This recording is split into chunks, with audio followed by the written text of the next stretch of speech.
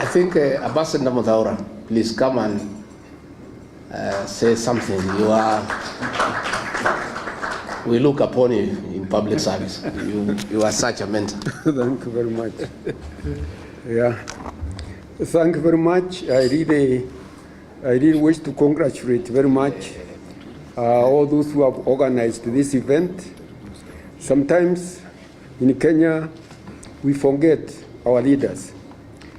And what we are doing now is to make sure that we don't forget our leaders.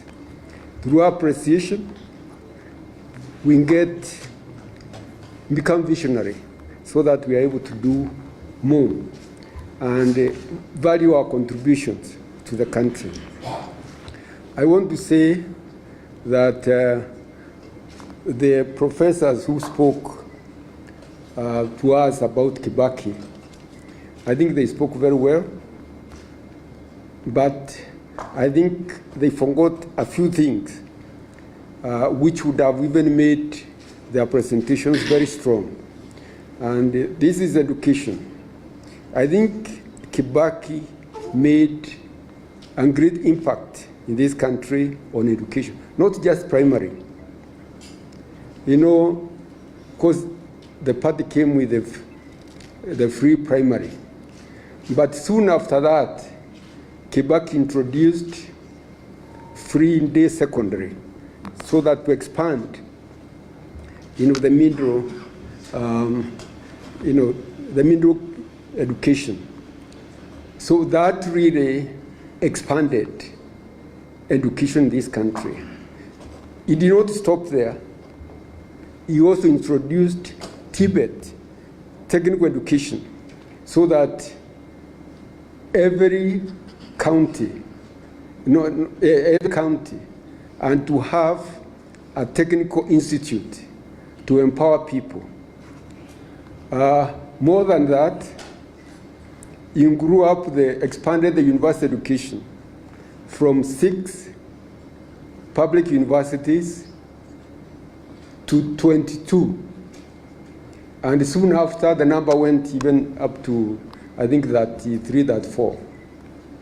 So for me, the impact that Kibaki has had on education is really what is transforming this country.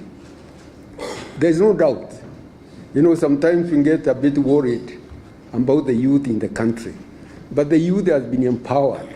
So we have a responsibility as leaders to make sure that we act ahead of the youth by expanding the economy. I'll tell you how, when Mungiki became a nuisance, when the Ministry of Youth was created, was in response to the Mungiki menace. And we realized, Kibaki realized, that a lot of these people, youth, are idle. What we do to make sure that they have opportunities for employment. So what we did was, to take care of the youth was to expand the education, of course, so that they stay in school longer and they are more technically empowered to do that. Then on top of that, he really identified the sectors that needed to be expanded so that they can create more jobs. At that time, Nairobi, there were no high-rise buildings. In fact, we used to have Nyayo high-rise somewhere near down Nairobi Dam, Nyayo high-rise as more estate. There was Kariako, which was done very early, and there's more high-rise also estate in Outer Ring. We didn't have high-rise apartments. So Kibaki opened up Nairobi for high-rise buildings and multi-purpose, multiple use of buildings, not just residential. You can imagine Upper Hill were just bungalows. How many people are in Upper Hill in bungalows in 1 week each? How many people? places like Kilimani, places like all these areas around Nairobi, even Parklands, Westlands, Lavington, they were just bungalows with very few people. People having just 1 acre in one house, a family of 2 or 3. So you opened up and they look at Nairobi today. I mean, all these high-rise have created those jobs, a lot of jobs. So really what I'm saying here is that Kibaki really valued think tanks very much. That's why the Economic and Social Council could come up with various options. And once he's convinced about the best option available, he would just give us, targets. There's no two-way. You are given targets. You have to deliver. And you just say, don't talk too much. People will appreciate what they can see. Do it. When people see it, you remember the roads, the development of the roads in the country, infrastructure, the ICT. I remember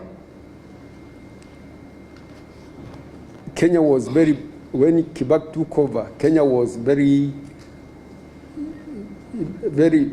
slow on adopting the new ICT transformations which were taking place globally.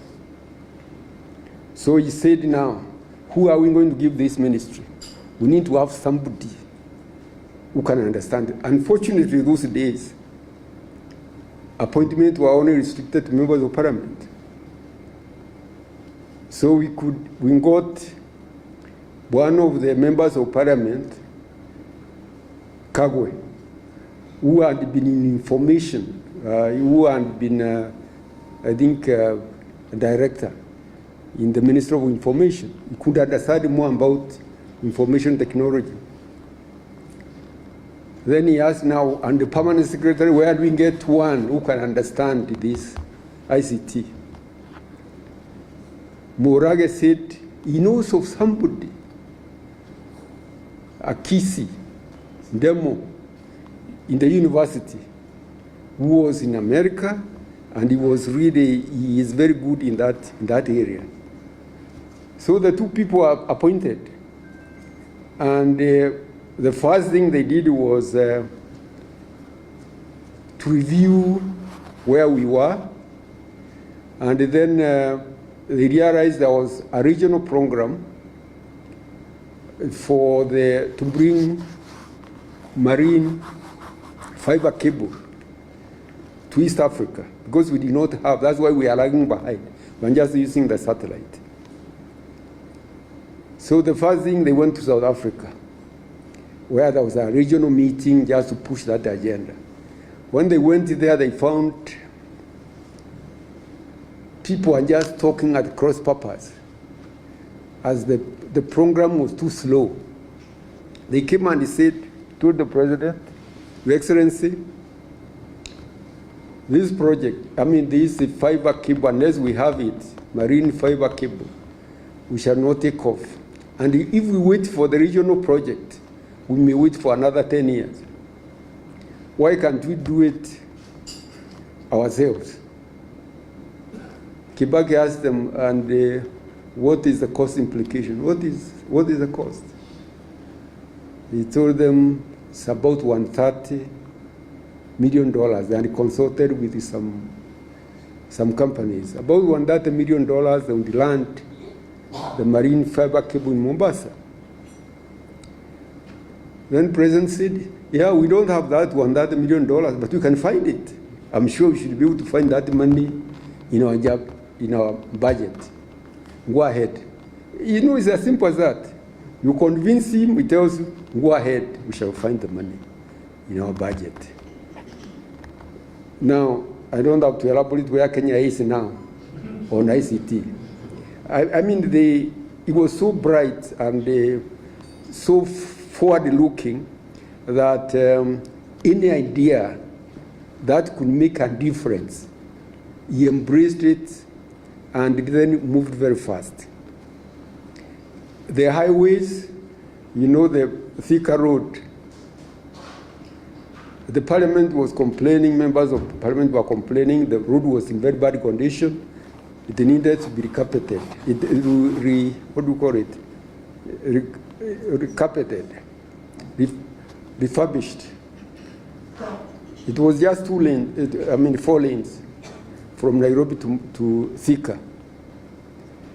So we sent Kamau, who was the roads engineer, to African Development Bank. He went there,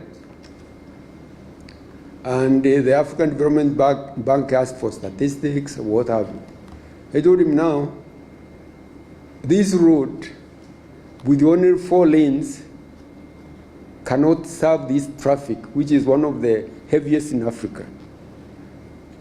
You need to think of a minimum of 6 lanes, 6 to 8 lanes, for it to make sense. So they came and briefed the president. President told them, I think those people are making a lot of sense.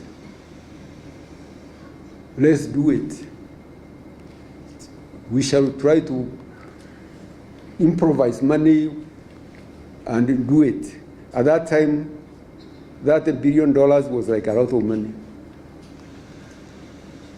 But once that road was done, in fact, it was done in a period of about 2 to 3 years, perfectly. That gave Kenya ambition about highways. And now, I don't have to say about what happened in Nairobi. I don't have to tell you what happened in the rest of the country, because we developed a lot of highways throughout Kenya. And Kenya now is one of the best served countries in Africa in highways. So I thought I needed to say that, to know that, you know, leadership is not just, it requires a lot of thinking also. Thinking, deep thinking, and that's what we had. The president did not have a lot of time for a lot of talking. He wanted to entertain a lot of ideas and discussions. And once he is convinced, then money was not a problem. The other thing which I think may not have been very clear here is that he set limits at how much money you can use administratively. He wanted a minimum of 30% to be used for development, for investment. So whenever you are presenting a budget, your budget should be like a maximum of 70% administrative and 30% investment for development. And really that made us have a balance between the development and the consumption. And that was because we are being led by an economist called Kibaki. You want to balance the investment and the consumption. And that went on very well. The other thing is, as an economist, he did not want to add more taxes. I remember he asked us to review more taxes. When we reviewed, he said there's nothing wrong with these taxes. We don't have to add more. All that we have to do is to make tax correction more efficient and also make people own, tax, call it responsibility. The people, the Kenyan people have to own tax responsibility. And to my surprise, within the first 1 year, we moved the revenue from about 400, total revenue was about 400, I think 40, something like that, to 600, I think about 60 or 50. So the jump was a lot. We did not add any taxes. And then by the third year, we are around $1 billion. Trillion. So, in other words, their taxation is not just more and more taxes. It's actually the efficiency and the public ownership of the taxes. So I really want to say that those are a few things, but I can talk and talk and talk because I learned a lot from our Excellency the President. He was a source of wisdom. If I tell you the way he handled the post-election violence, because that was like violence imposed on him. The way he handled it was unique in Africa because he did not want that violence to continue. He wanted it concluded as quickly as possible. And that's why he agreed very fast to have a Grand Coalition. When a Grand Coalition was formed, he treated all ministers equally. Not to say this is this minister, this is ministers who are his huntsmen, and they are to deliver in their sector. I remember also, with the experience that we had a post-election violence at that time, we realized the violence actually should have been controlled, but we didn't have enough policemen. We had very few policemen in the country. We really looked even at the military. We had very few people. A military. Our military were very, numbers. We just give orders so that we don't go through those type of experiences again. Double the number of police and the number of military so that the country has stability. And those type of decisions are not just made by anybody. They are made by people who are seeing far. And really, to me,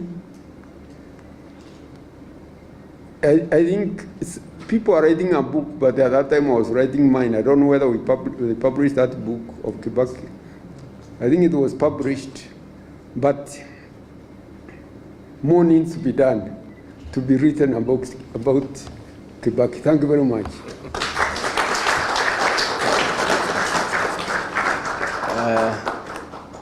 Attorney General Emeritus Justin Muturi,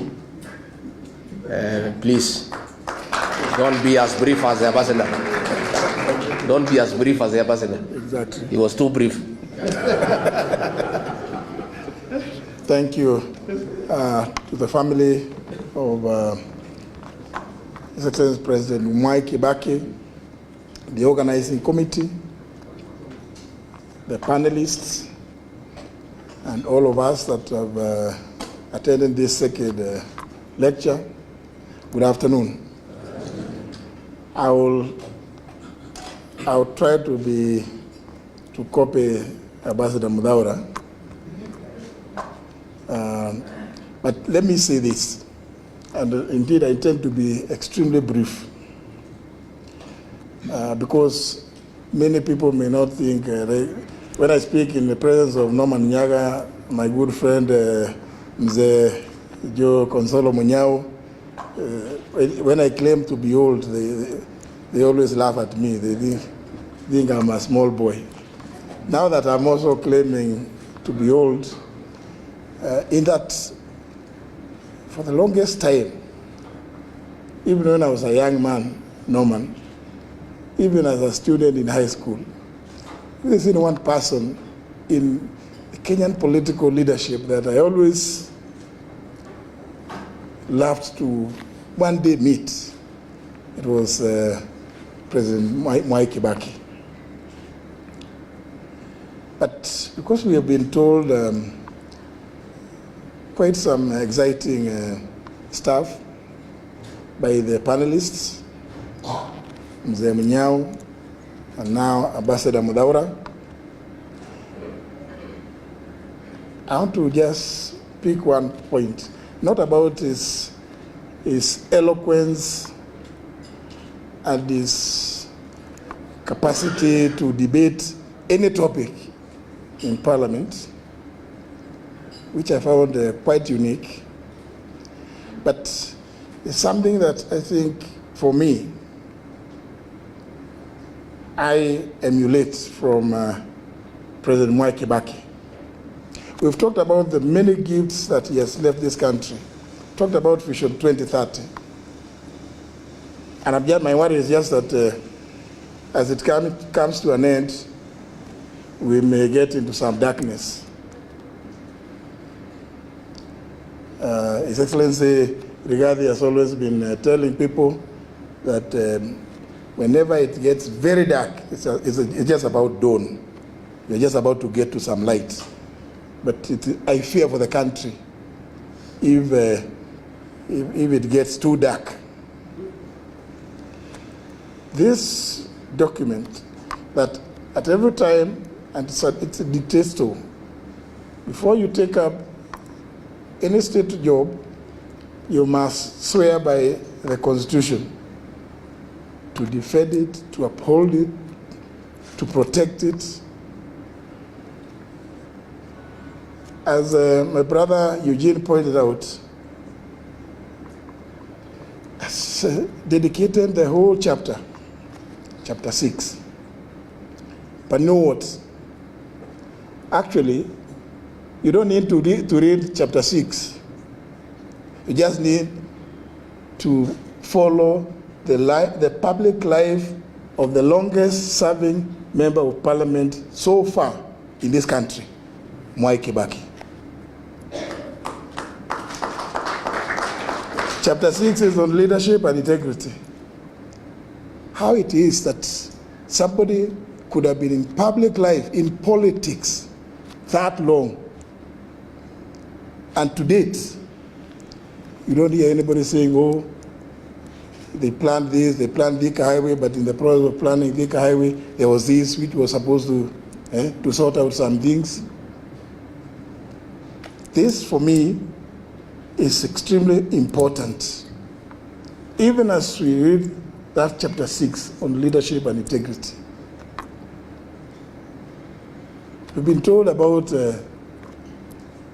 ICT. How I wish we all in leadership could borrow a leaf that when we come up with projects, public projects, we don't do so because we have hidden private interests in there. Because virtually everything we do these days, as you go through the documents, you come to realize, oh, there's something here which is not very clear. How is it that President Mwai Kibaki went through it, Minister for Finance, Minister for Health, Assistant Minister, but you can't hear. And in those very critical dockets, to date you cannot see or hear what we hear today. So, ladies and gentlemen, brothers and sisters, whether you read chapter 6, read about President Mwai Kibaki to know what it is. When we talk about good governance, when we talk about integrity in public leadership, in office, you just need to read the history of Mwai Kibaki. Then you can read chapter 6 as kind of a lullaby, because when you read the history of Mwai Kibaki, then integrity in public leadership, in public office, will become so clear to you that you don't need to read anything else. Many of you, I'm sure, are religious people, either Muslims or Christians or Hindus. You know, virtues, the virtues of integrity, honesty. I think there's a lot that we can learn just by reading the life of President Mwai Kibaki, because it amazes me how somebody could have been in leadership, rising to the highest office, and you still cannot hear anything, not touching even on his family, not even his close friends. It speaks volumes. That is the legacy of Mwai Kibaki that I live with. Thank you very much. Thank you very much. Tumeshukuru sana. Ambassador Muthaura talked about housing that Mwai Kibaki did, and it triggered my mind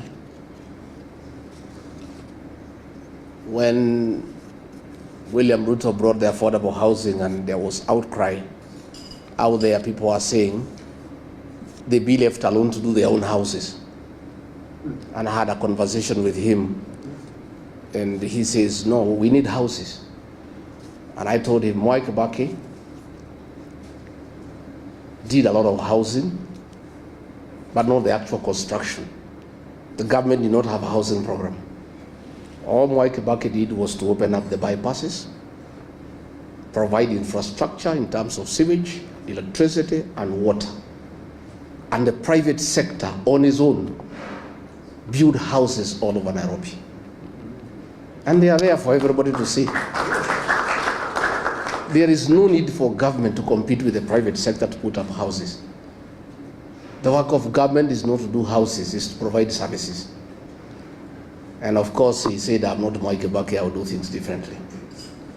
So one of the things we intend to do, those of us who are like-minded, who want to have a regime change in 2027, is to scrap the housing levy and reinstate the housing initiative to the private sector by government just providing services. Just do roads, water, open up, and things will just come up on their own. Again, I must say, I went to see Mwai Kibaki in 1988. I was a student leader at the University of Nairobi. I was the chairman of the Nyeri University Student Association. And through my then member of parliament, the late Muthaura, I sought an appointment to see the vice president. And I went to his office in Jogo House. And we had a lot of discussion, and he wanted to know what are my ambitions, and I told him I'm interested in business. I had thought he would give me some money to start the business. Not Mwai Kibaki. He went on his shelf, behind him, there were many books. And he looked through, produced one book and gave it to me. That book, the author is called Jonathan Black. It's called The Oil. He said, if you want to do business, go and read this book, you'll be a good businessman. That is his mentorship, and today I'm a good businessman, instead of tokenism. Judy, please work quickly to finish the mausoleum in Muthaura, because much as we are having this ceremony here, the villagers back home would like to celebrate Mzee, and they would like to come and remember him. And since we cannot bring them here to Nairobi to listen to Professor Kagwanja and foreign policy, they would just like to come to Muthaura just to remember the old man for what he did for the people of Muthaura, for what he did for the people of this country. Professor Kagwanja, thank you. On the foreign policy, you have told us Mwai Kibaki, his foreign policy was based on the best interest for this country. The other day I talked about our foreign policy in Sudan that is driven by commercial interest. And I saw one of the Ruto flower girls yesterday trying to lecture me that I shouldn't talk about it because I saw to some constitution. The constitution that I and Muthaura saw to is to do the right thing and to keep the law. It's not to enable other countries to buy arms to kill children. And Eugene Wamalwa, you know, we are looking at what is happening about Butere girls. We are unable to understand what is this viciousness against children by the present government. Even the colonial government that was very brutal, it never went for the children. Muzungu, they were very brutal, but they spared the children. So we have seen a situation where an administration has panicked because this one term is becoming real. So they have gone berserk. They have gone berserk, and they are now fighting shadows, including schoolgirls. From 2 girls, from 3 girls. These are harmless girls. How fluid is your government if girls can bring it down? Girls. Surely. You know. So when you look at the situation in the Sudan, we are allowing gold to be processed in Kenya and guns to be smuggled through Nairobi to go and kill children in the Sudan. So we are asking, what is this bile against young children? We saw the killing of the Gen Zs, the abductions of young children. What is this bile against innocent young children? So as we move on, let's pray for the country. And Ambassador, again, to shukuru wewe. Now I'm looking at General Gichangi here, and I want to say, if General Gichangi was the director of NIS, that play would not have been banned in Nakuru if it had to be banned. Because it came all the way from the sub-county, nobody noticed. It went to the county, nobody noticed. It went to the region and it became number 3, nobody noticed. They only noticed about it in Nakuru, in the finals, because of a failed intelligence system. You know, that will not happen. So if a decision needed to be made that is a bad play and people should not see it, ingesimamishiwa huko mbali, because the officers on the ground every day, lakini watu wote wamelala, kila mtu anatafuta pesa. Hii serikali ni ya biashara. Watu ya intelligence wanatafuta biashara, watu ya polisi wanatafuta biashara, rais mwenyewe anatafuta biashara. Sasa, you know, these are things that would make Mwai Kibaki turn in his grave. You know, tuko na shida kubwa, lakini Mungu anatusaidia. So Jacob Haji, we are forming a political party in May. Tutatangaza. We look for a way to work with the Democratic Party. We would like to be associated with Mwai Kibaki and what he achieved. Wacha ni introduce huyu Ketu Aruguru, simama, pigia makofi. Huyu mrembo ya Laikipia. And we have our daughter. She's called Gather in Kikuyu land. The Honorable Gathoni wa Muchomba. Tuko na Masa Gakuya, alikuwa mjumbe hapo Kasarani. She has been associated with this party for a long time. Of course, tuko na Norman Nyaga na wengine, na tumeshukuru sana, and the organizers of this function, we are honored. Tuko na Jane Kihara, the great lady of Naivasha. Alichaguliwa as an MP kwa hii chama ya Democratic Party. She's a third member, ako kwa term ya 3. Na nikali anaangushaga wanaume 7 kila uchaguzi. Wote wanaweka chini. These strong women, they are strong people. So tumeshukuru sana, and thank you very much, and asanteni sana Ambassador Muthaura and your team that supported Mwai Kibaki. We honor you because you made him great by serving him well and helping him to steer this country, even as he advanced in age. You know, his things were going very, very well. But again, it is him who gave you the opportunity and allowed you to work. Asanteni sana. Thank you very much.